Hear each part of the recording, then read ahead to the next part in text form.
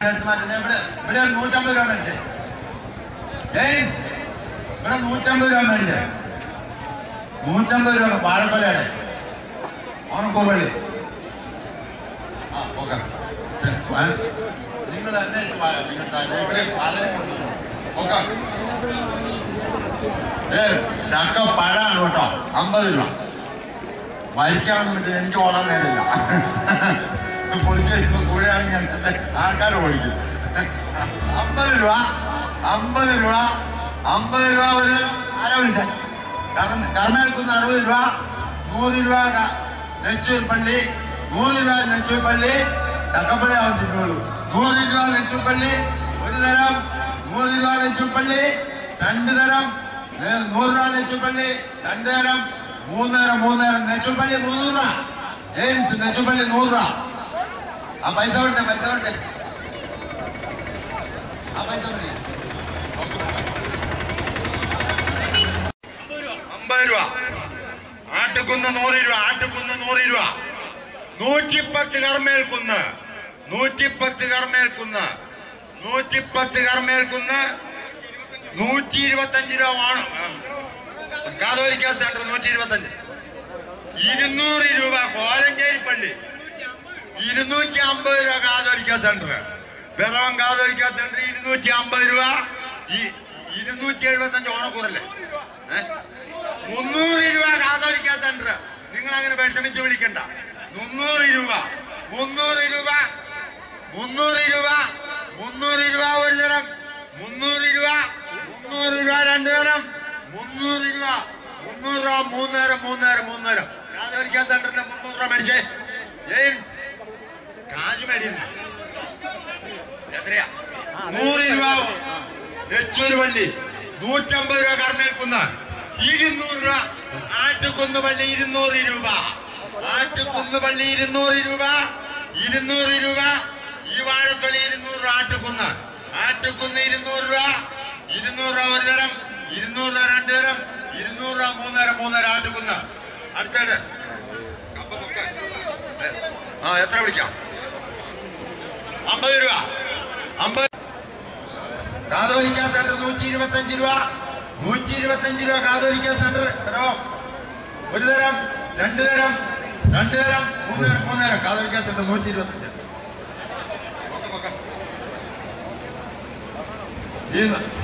അതിന്റെ പൈസ വാങ്ങിച്ചോ?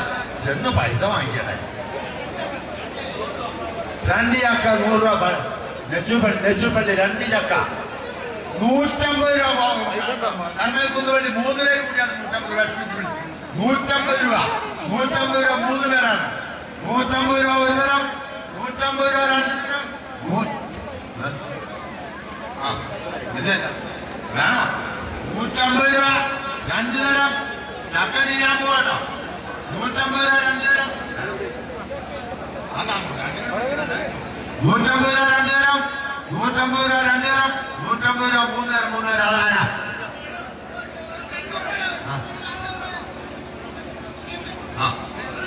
അടുത്തോ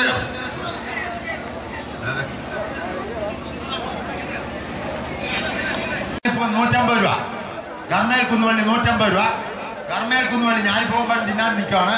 150 രൂപ, 150 രൂപ, 150 രൂപ ഒരു തരം, 150 രൂപ രണ്ട് തരം, 150 രൂപ 3 നേരം, 3 നേരം. എടുത്തോളൂ കർമ്മേൽക്കുന്ന്. അത് വീണ്ടും ലേലം ചെയ്യാൻ പറഞ്ഞിരിക്കുകയാണ്. 50 രൂപ, 50 രൂപ. പള്ളി ഏതാ? 150 രൂപ. അങ്ങനെ അടിക്കുക. 150 രൂപ, 175, 200 രൂപ. കാണിക്കൽ 200 രൂപ. പള്ളിയതാ ഊരാനം പള്ളി കാണിക്കൽ. പാലഞ്ചേരി കടമറ്റ 200 രൂപ. കടമറ്റ 200 രൂപ. വലിയ വാഴക്കൊലയുണ്ട്, രണ്ടുപേരെടുത്ത പൊങ്ങല. 200 രൂപ, 200 രൂപ ഒരു തരം, 200 രൂപ രണ്ട് തരം, 200 രൂപ രണ്ട് തരം, 200 രൂപ, 200 രൂപ രണ്ട് തരം, 200 രൂപ രണ്ട് തരം, 200 രൂപ 3 നേരം, 3 നേരം. മാറ്റാൻ പാലഞ്ചേരിയല്ലേ? അത് റീ വിളിക്കാൻ വന്നിരിക്കുകയാണ്. റീ വിളിക്കാനാണ് ചേട്ടാ. വീണ്ടും 100 രൂപ, 100 രൂപ, 150 രൂപ, 150 രൂപ. കർമ്മേൽക്കുന്ന് 150 രൂപ, 150 രൂപ, 150 രൂപ ഒരു തരം, 150 രൂപ രണ്ട് തരം, 150 രൂപ 2000, 150 രൂപ 2000, 150 രൂപ 3000. ആ ചാച്ചി ചേന എത്ര എണ്ണം? ആ 3 ചേന എത്ര കാണും? 5 ചേനയുണ്ട്. 5 ചേന വിദ്യാർക്ക് മേടിക്കാൻ പറ്റോ? 50 രൂപ, 100 രൂപ. 5 ചേനയുണ്ട്. 50 രൂപ. ഇത്രയും ചേനയുണ്ട്. 250 രൂപ, 250 രൂപ, 260 രൂപ, 300 രൂപ. 300 രൂപ, 300 രൂപ, 300 രൂപ. ജനവിത്താണോട്ടോ, ജനവിത്ത ഭരണത്തും കൊണ്ടാ മതി. 300 രൂപ, 300 രൂപ. നമുക്ക് സാധിച്ച് ദൈവത്തെ മഹത്വപ്പെടുത്താം. പിറവത്തിന്റെ പരിമളമായി പരിശോഭിച്ച 3 പിതാക്കന്മാരുടെ പാദസ്പർശനമേറ്റ പുണ്യഭൂമിയാണിത്. അനേക ചരിത്ര സംഭവങ്ങൾക്ക് സാക്ഷ്യം വഹിച്ച ഇവിടെ മറ്റൊരു ചരിത്ര മുഹൂർത്തത്തെ വർണ്ണശബളമാക്കുവാൻ വന്നുചേർന്ന വിശിഷ്ടരായ വ്യക്തികളായി ഏവരെയും സ്വാഗതം ചെയ്യുക എന്നുള്ളതാണ് എൻ്റെ ഉത്തരവാദിത്വം. ഈ സമ്മേളനം ഉദ്ഘാടനം ചെയ്യുന്നത് മലങ്കര സഭയുടെ വലിയ ബാവ തിരുമേനിയാണ്. വലിയ ബാവയിലും ഒരു നിറസാന്നിധ്യമായി എക്കാലവും നമ്മുടെ സഭയിൽ ഇന്ന് പരിലസിച്ചു വരികയാണ്. ഒരർത്ഥത്തിൽ മലങ്കര സഭയുടെ ഒരു പുണ്യമാണ് പരിശുദ്ധ ബാവ തിരുമേനി.